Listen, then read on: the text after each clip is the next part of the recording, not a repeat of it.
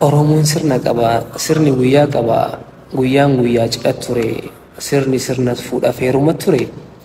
Nuti gara warra gurbaa fuudhuti, warra intalaa dha'inee nu simatanii ummanni yaa'e, ka gara intalaa yaa'e, ka warra gurbaa yaa'e, dachiin tuni mul'attu.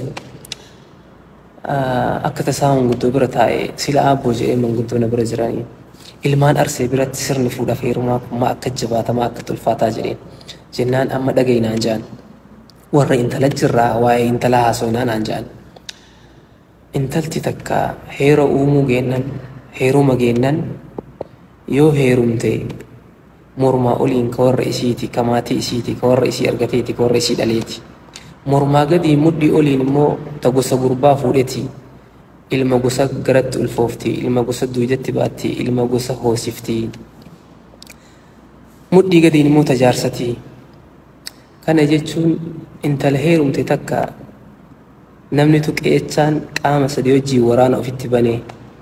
tokkoffaan jaarsaa yoo jaarsi dayyuusa dildhuu bayaa hin ta'in jaartii ofiit irratti hin du'allee hin ajjeesallee kana quba qabaadhuu jedhan. Kalammataa gosa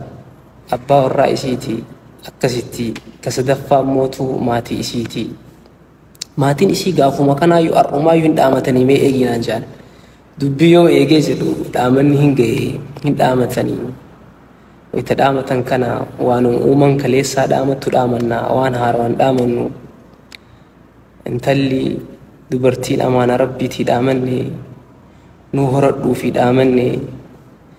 nama intala namaa horatetu soddaa fi dhaamanne arsi intala jaalataa fi dhaamanne intalarraa nafuu fi dhaamanne dhaamata kana keessa dubbiin xillaa keessi fogo soddaatii nu dubbisii fi dhaamanne haala wal gaafadhuu fi dhaamanne haala wal gaafatan soddoomni jiraa fi dhaamanne janaazarra dhaabadhuu fi dhaamanne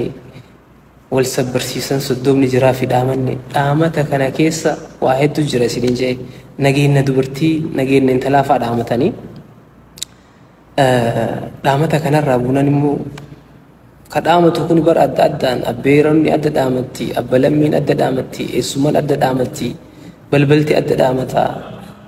gosti adda dhaamataa akkasitti gartaniitiniin hangana dubartiin ilmaan arsee biratti gatii guddaa qabdi. Wayi dhaamata kana qofattaaf herree